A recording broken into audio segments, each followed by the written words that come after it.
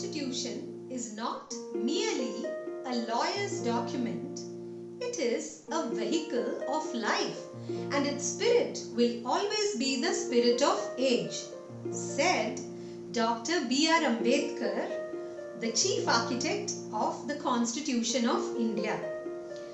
The strength of the Constitution lies entirely on the determination of each citizen to defend it. On this joyous occasion of Constitution Day, let us see what the young minds, the NRI kids of Bharat Club Kuala Lumpur have to say. Namaste. It was 72 years ago on this very day, the 26th day of November 1949, through the members of the Constituent Assembly, we, the people of India, adopted, enacted, and gave to ourselves our Constitution.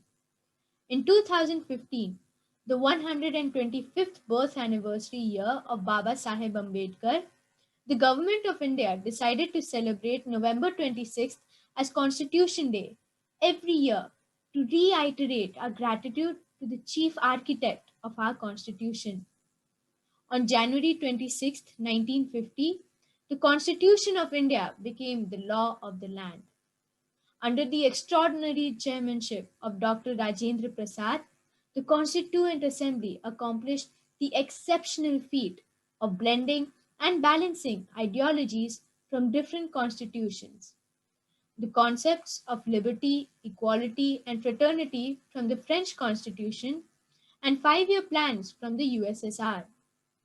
The world's largest democracy finds its resonance in its constitution. To ensure that it remains relevant over time, the makers incorporated provisions allowing future generations to make necessary amendments as may be deemed necessary.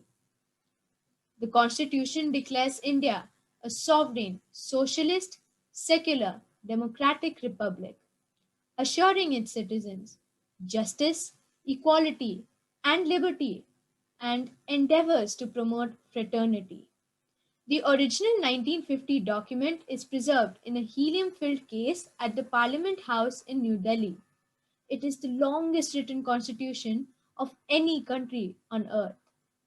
By the sheer wisdom, prudence, foresight, and diligence, the makers of our constitution prepared a futuristic and vibrant document. It is our guiding light. To conclude in Dr. Ambedkar's words, Constitution is not a mere lawyer's document. It is a vehicle of life, and its spirit is always the spirit of age. Let us resolve this Samvidhan Divas that we, the people of India, will continuously strive to achieve the ideals of our Constitution and realize the dreams of millions of our fellow citizens. Jai Hind. Namaste. The Constitution is simply the supreme law of India.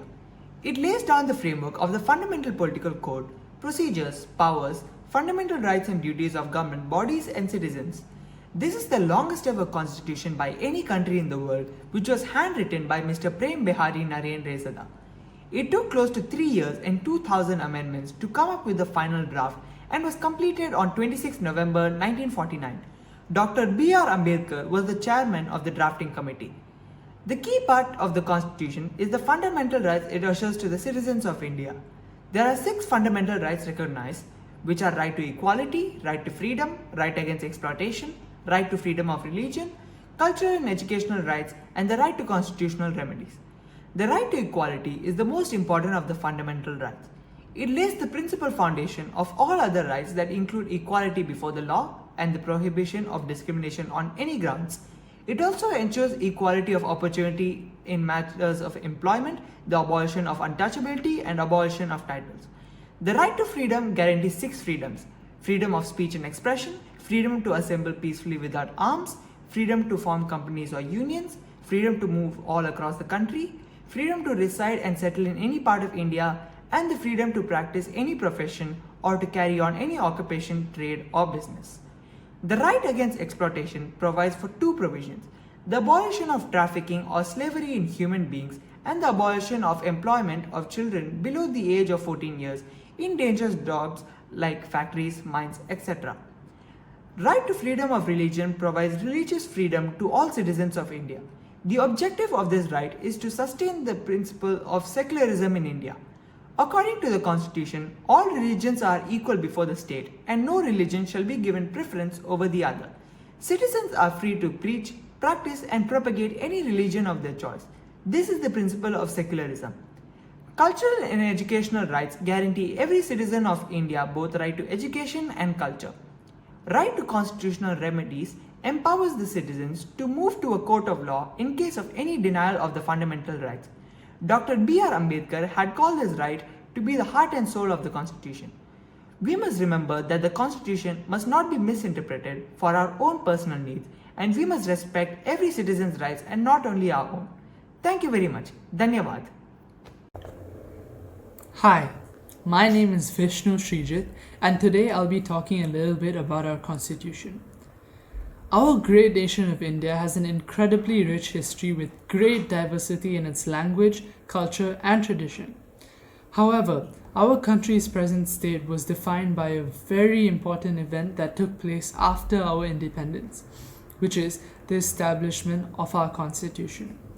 This body of fundamental principles according to which India is governed by was first adopted by the Constituent Assembly of India on the 26th of November 1949 and became effective on the 26th of January 1950.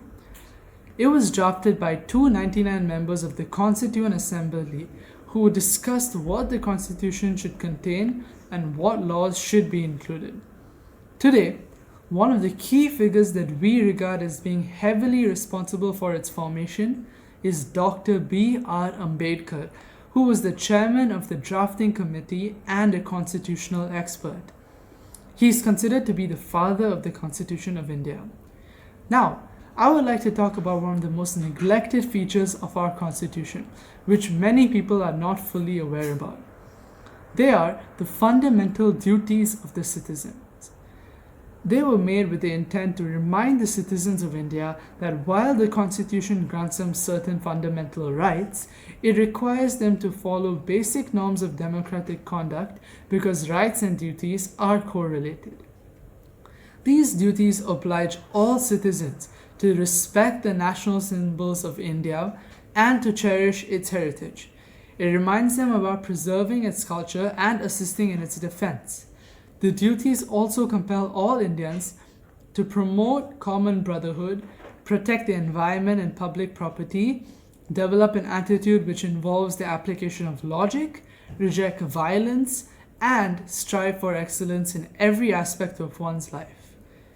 Our Constitution is one of the most important building blocks for modern Indian society, and its influence is vast. It teaches us how we should live our lives in peace and harmony. Thank you.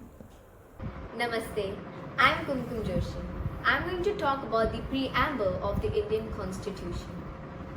We, the people of India, having solemnly resolved to constitute India into a sovereign, socialist, secular, democratic republic and to secure to all its citizens justice, social, economic and political, liberty of thought, expression, belief, faith and worship, equality of status and of opportunity, and to promote among them all fraternity, assuring the dignity of the individual and the unity and the integrity of the nation.